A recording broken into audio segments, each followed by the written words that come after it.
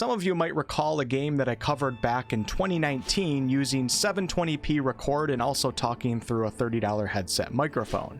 The game I was covering goes by the name of Outward, and not only was Outward the first real coverage of an RPG that I did on this channel, but it's also a game that I've regarded as one of the best indie RPG experiences of all time. So in today's video, I'm going to talk about Outward in its new Definitive Edition, which launches today, May 17th at 7 p.m. CET. This video is sponsored by Prime Matter, so huge thank you to them. It's really cool to be sponsored by a game that I covered, 3 or so years ago pretty extensively on this channel. And if you guys do like what you hear and see, there's a link in the video description and pinned comment to purchase the game. I appreciate you using that. Let's jump on in. Outward is a single and two-player co-op, third-person, open-world survival fantasy RPG that's out for PC, Xbox, and PlayStation, and the Definitive Edition is also coming out for those as well, which includes the Xbox Series X and S and the PS5. The company behind this game is called 9 Dots Studio, and they created Outward with a team of just 11 developers. It's actually pretty amazing what a small team of passionate devs can do. Outward combines survival and RPG together for an exhilarating, many times nostalgic feeling experience. You'll be creating a character, embarking on several different main story paths depending on your choices, exploring dark and mysterious dungeons, gathering and crafting, and also building your character with access to 10 different classes that are represented through trainers that you'll discover. The cool thing is that you can actually dip into every single class, but you can only fully max out 3 of them, with the exception of a few of the more specialist type trainers that are outside of the 10 primary classes. While on your adventures, you'll also be working to survive these harsh lands, whether it be through wearing the right clothing for particular weather conditions, eating and drinking to maintain your health, resting, dealing with corruption, overcoming disease, etc. Outward is certainly not a game that's going to hold your hand, and the devs put faith into a gamer's own intelligence to work through problems and figure things out, meaning they actually let you play their game as opposed to a game playing for you and you just going through the motions. I'll show you some examples of this when we get into the gameplay segment. The Definitive Edition of Outward is definitely going to be the best way for new players to experience this game, but it will also allow seasoned players to rediscover the base game along with both DLCs. I should note that returning players who already own the base game and the Three Brothers DLC can redeem a free copy of the Definitive Edition. The Definitive Edition, like I said, will include both DLCs, which are the Soroboreans and the Three Brothers DLC, improved graphics and performance, tweaks to game balancing, a host of quality of life improvements, and also some overhauls and additions. Alright, now it's time to jump into the game itself so you guys can see the game in its truest form. I'm actually really excited right now. It's been a few years since I've played, and now we have this Definitive Edition. Let's check it out. Before I jump into my actual character, I want to show you guys a few things here in the tutorial, and I ran through the tutorial about 10 minutes ago, and I have to say it's fantastic, so I highly recommend that you run through it before you actually jump into your character. And there's a few things that I'll be able to show here that I won't be able to on my actual character because I won't be far enough along in this particular video, and also for spoiler reasons, I'd rather not show off all the amazing things that I discovered on my own when I played, a few years ago. The first room that I come across is a bit of a combat tutorial, and the cool thing about the tutorial is that we get access to some skills and spells that you'd have to discover on your own, but in the tutorial we get to mess around with them just a little bit to learn the game a little better. Over here on the table to the left, you can see that I'm going to pick up something called Firestones. And in the bottom right of the screen, you'll see on my hotkey number 4, I have something called the Sigil of Fire, which is a spell that you can get in this game. If I cast the Sigil of Fire, it's going to make a ring of fire around my character. When I'm within this ring of fire, there's certain spells that can be morphed into other types of spells, and there's abilities that will be different when you're within the actual sigil. For example, if I step outside of the circle of fire and I cast my spark spell, it's just a simple spark, which can be useful and it can be used to light campfires, but if I go ahead and cast spark within the Sigil of Fire and also target the skeleton, it turns into a fireball. So there's a lot of things that work like that in this game. Deeper into this tutorial cave, we have campfire demonstrations, cooking demonstrations, status effect demonstrations, drinking and eating tutorials. It's very well put together. But I'm gonna run down into this room down here. But actually first I went a little deeper into the tutorial and grabbed some of the plate armor and also this really cool dragon shield. Just wanted to show you guys some of the cool items and weapons that you'll pick up. My personal favorite is the Wolf Claymore Greatsword. I'm sure you guys know why I love it, but I also found a halberd. I won't be able to take any of these weapons with me into the actual game, but at least you guys can see a bit. So there's some really cool stuff in this game. And the last thing I'll show you guys here in the tutorial is just the representation of the desert biome right here. And in the bottom left of the screen, you'll notice an arrow pointing upwards. And this is telling me that my body temperature is rising. And to reduce that, I'm going to want to wear attire or armor that gives you hot weather defense, such as this desert tunic. And right next to this, we have representation of a snowy biome. And the arrow is now pointing downwards, and my character is getting colder and colder. So ways that you can reduce that, or ways that you can increase your body temperature to offset that, would be to pull out a torch, put down a campfire, and also find gear and attire that gives you cold weather defense, such as this fur armor. Welcome to Outward. Honestly, I'm extremely excited to be playing this game again. It almost feels nostalgic, even though it was only a few years ago. I know this is a sponsored video, but if you guys go back on my channel and watch my previous Outward videos, long before I was ever considered for any sponsorships, you guys can see how much I truly did love this game. So here in the character creator, we can choose between male and female. There's 3 different races. There's some face styles, hairstyles. We'll go with number 2. I already know what I'm going to choose here. And then hair color. I think I'm good with the way he looks right now. And let's jump on in and see what waits in the world of Arai. All my life I've lived within the safety of Seriex, spared the brutality of the world outside. But life in Arai is never that easy. For all the safety that my tribe provides, our laws are harsh. We are judged not as individuals, but as bloodlines. The failures of my bloodline weigh heavy on me. My grandmother brought ruin to our tribe long ago, bringing a heavy blood price upon my family. We've paid the debt caused by our actions ever since. I joined an expedition across the sea with my old friend Yazan, hoping the money made there would be enough to clear my debts. This was a mistake. I'm lucky to still be breathing after our ship hit rocks on the return voyage. Now I have no choice but to pick myself up yet again and face the wild, untamed land outside the walls. I must carve my own future or die trying. And just like every good survival game should do, Outward starts you off half naked with basically nothing in your inventory. Pick up this torch right here. Now, having a lighting source in this game is very, very important. And I do recall in the past getting completely lost in a few of the caverns because my lighting source ran out and I didn't have anything for backup. I didn't have any oil for my lantern. And you get punished pretty harshly for that, but it's pretty awesome because the game overall just feels much more engaging. Everything that you do, everything that you pick up has a purpose and a meaning to it. I'm pretty sure there's a weapon somewhere over here in the beginning that I can pick up. Perhaps it's right here on this guy's body. Yeah, we got a machete. Very nice. Stay back!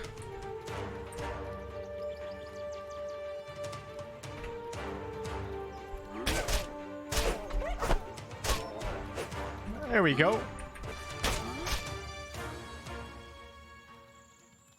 And I died. Welcome to Outward. Izan must have brought you back to your family's lighthouse. Only your aching body tells you that the shipwreck you suffered was not a nightmare.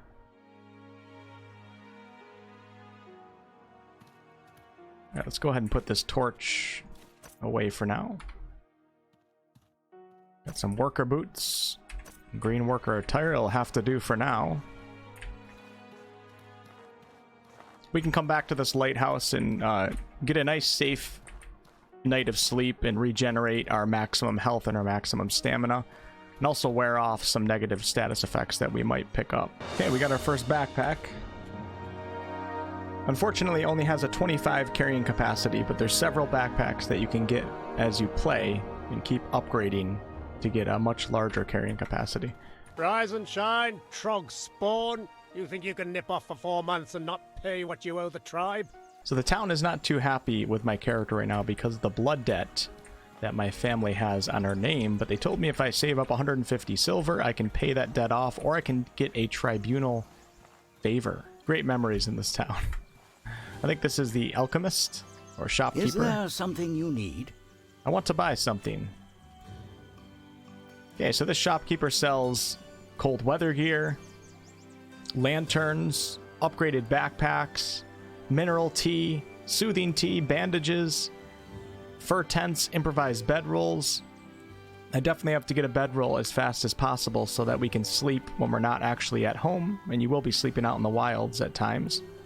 If you can afford a tent, an upgraded tent, then you get more protection when you're sleeping. And this shopkeeper only sells up to a fur tent, but there's actually some tents that are even better than that, luxury tents. And up here we're going to come across the first trainer in the game, and each major town and city has, some of them have multiple trainers, and these trainers are basically the ones that you can buy skills from to create your class.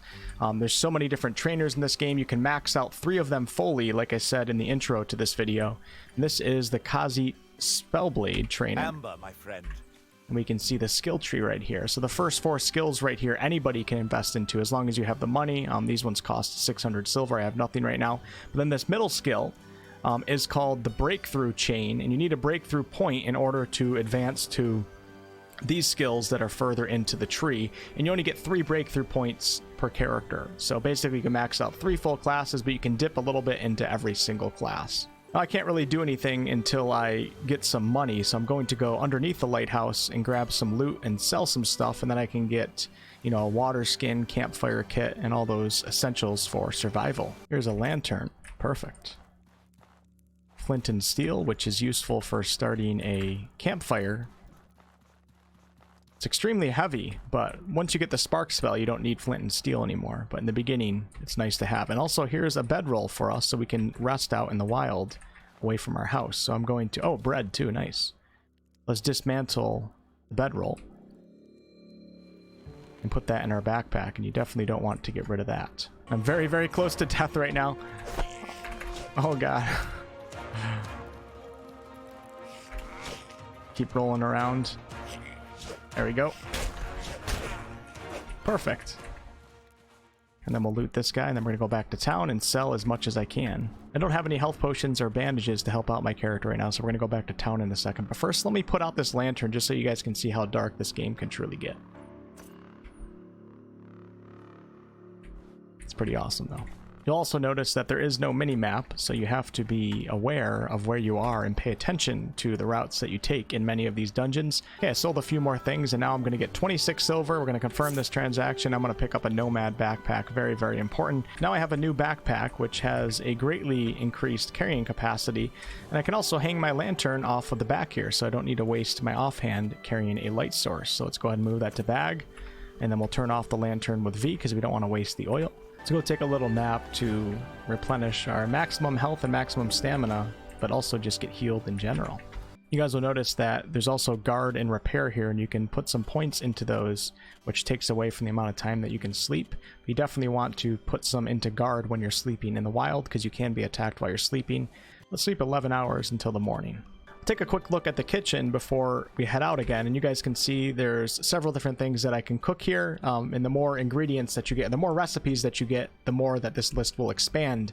And here at the bottom you can see travel rations, and travel rations can be used as a food source in this game, but more often you're going to use them to get into other biomes in the game. So if I'm in the region that I'm in right now, and then I run across this region, I want to go into the marshlands area or the desert, I'm going to need a certain amount of travel rations on my character in order for the game to allow me into that biome.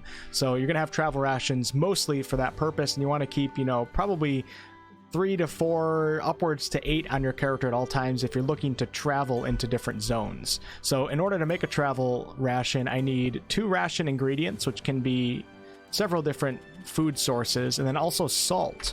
Now to get salt, let me see if I do have a water skin right here, but it's clean water, so that's not going to do the trick. We're going to go down here by the ocean, and I'm going to dump out my clean water, and we're going to gather up some salt water. And now my water skin is, oh, it's empty. Hold on, let's go ahead and gather it.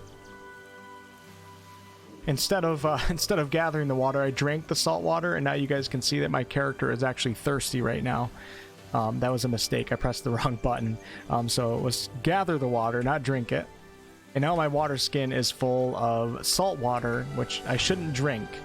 But we can use that salt water to extract the salt. But first I need to get some of those ration ingredients, and one of the best places to do that is simply just go catch some fish with our harpoon down here by the ocean.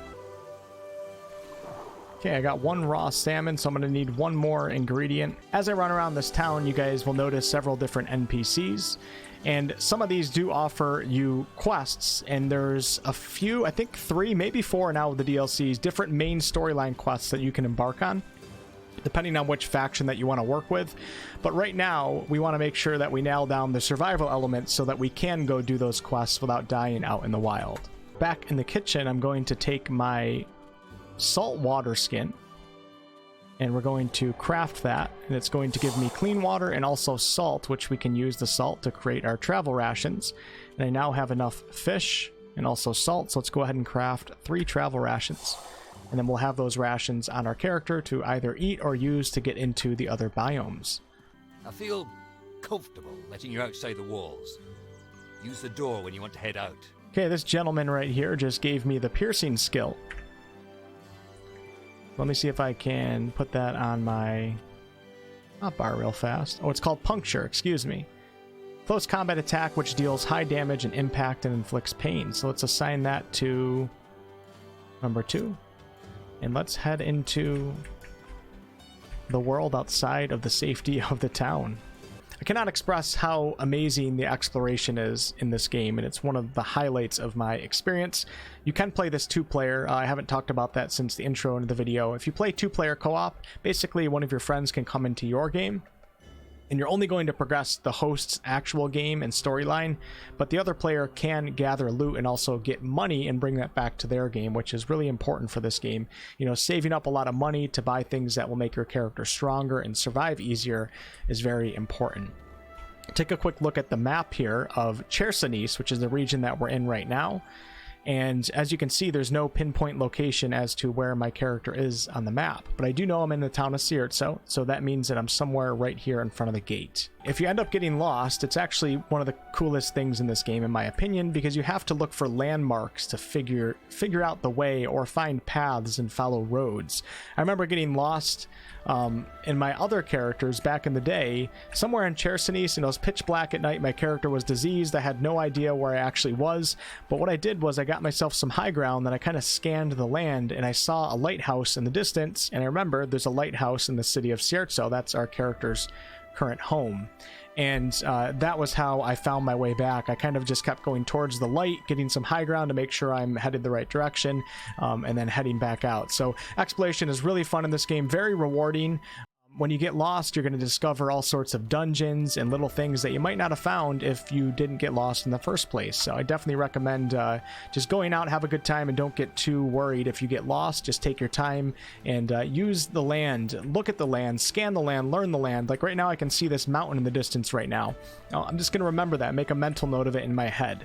And another big thing that you can do when you're traveling in this game is really follow the road. So I know that coming out of this town, if I just stick on this path and in the fork of the road take a right, and then go straight, it'll bring me right to that mountain. And here's the other biomes that you can get to from Seriex. We have the Hallowed Marsh and also the Endmerker Forest. So if I wanted to go to the Endmerker Forest for a quest, I would map it out in my head before I go, and I would think, okay, so I'm coming out of the town, stick right, go straight, then I'm going to take a left at the mountain, and then just hug the mountain all the way around till my second left, and then you guys get what I'm saying. It's a game that has real exploration where you actually have to explore and figure things out, and it makes it such an amazing experience. I really can't express how much fun I had just running around this land and just stumbling into dungeons and all sorts of different things. And in fact, I actually remember a dungeon right up here somewhere, and I'll take you guys to it right now. Let's enter the Blister Burrow dungeon. So we're going to turn on the lantern to help us see a little bit better. I also might crouch down because enemies can hear you if you're just walking.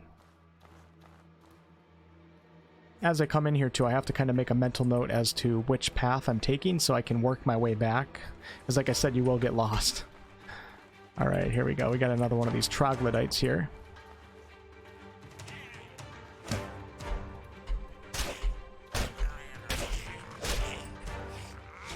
I should drop my backpack so I can actually roll a little bit better. There we go. Can't see as good because I don't have my lantern right now, but And there we go. We'll pick my backpack back up.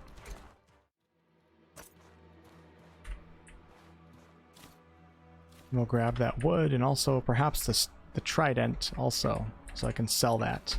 And I'm going to leave it at that for this video. Thank you guys so much for watching. There really is so much to do and explore and discover in this beautiful indie RPG survival experience. If you guys like what you see and what you heard, there's a link in the video description and also in the pinned comment to purchase this game. And I'll catch you guys in the next one.